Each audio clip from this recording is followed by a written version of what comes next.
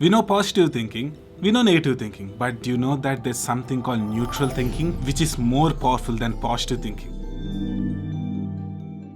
Yo, I'm BNS. I interview world-class experts on health and mindset and read hundreds of books so that I can help as many people as possible while having fun. So recently I have read a book called It Takes What It Takes by Trevor Moawad. And that book is a really good book, and the author explains about the efficiency of neutral thinking. Guys, you can use this neutral thinking to develop an elite mindset. So neutral thinking is a high-performance strategy that emphasizes judgment-free thinking, which can be used to train the mind under critical situations, pressure, and also under crisis. Whenever we talk about positive thinking or some kind of affirmations, generally people are skeptical, especially when it comes to elite athletes. They are very skeptical about that. But neutral thinking is scientifically backed, and it is also very practical because it is the truth. The basic premise of neutral thinking is that past is irrevocable and can't be changed. It removes all the illusions and biases.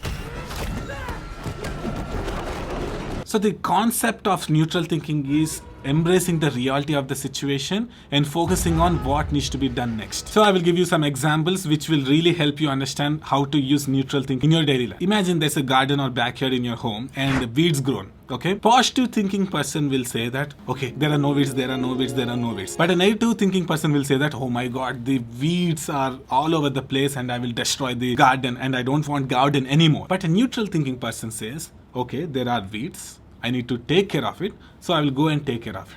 That is called neutral thinking. Another example, imagine that you got some pets, okay, and you loved the pets, but you have a studio. Imagine that you have a studio and these pets are coming into the place and they're just making mess. No.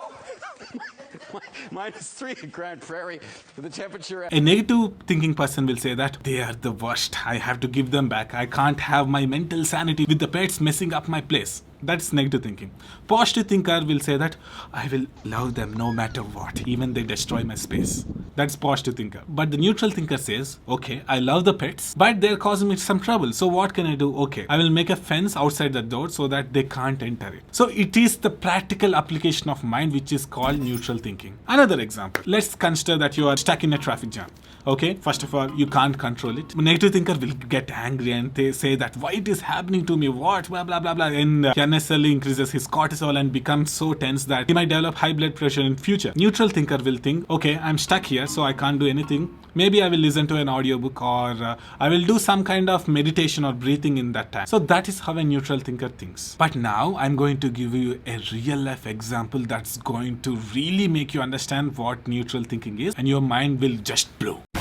It's a real life incident that happened to a US Navy SEAL. His name is Marcus Luttrell. In 2005, Marcus and 3 other SEALs were dispatched to Hindu Kush mountains in eastern Afghanistan to capture a Taliban leader. They were on a mission. But what happened during this mission is that some goat herders saw this group and informed the location of them to the Taliban leaders. And what happened is that the Taliban captured them and killed 3 of his teammates, and he got shot 11 times. He broke his back and pelvis and blew out his knees. He also broke out his nose and he also bit his tongue off. He needed to travel at least 7 miles to reach a nearby village so that he has some chance of survival. Okay, let's see how he applies his neutral thinking, but let's consider how a positive thinker, a negative thinker will think in this situation. See, imagine such kind of situation. A negative thinker will see the distance and think that it is impossible to survive and just gives up and die. A positive thinker might be too optimistic and say that I will just stay here and someone out of the blue will come and rescue me. But either of those thinking would have killed him. He used neutral thinking in this situation. So what Marcus did in this situation is that he took a rock. Okay, he took a rock and he had to crawl until he reaches the village.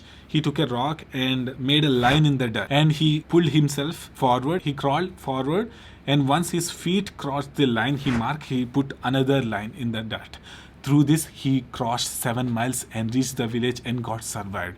Here, he did not think negatively, he did not think positively, but he thought neutrally. He assessed the situation and he knew what needs to be done and he did it. So next time when you face a challenge, don't say to yourself that everything will work out, I don't need to do anything, or don't say that I can't do it. Just assess the situation and do what needs to be done. So in neutral thinking, instead of asking, how do I feel? You should be asking, what do I do? It's what you do, not how you feel, will get things done. No matter what situation you find yourself in, there's almost a behavior that you can easily identify that if you eliminate it, will set you on a better path.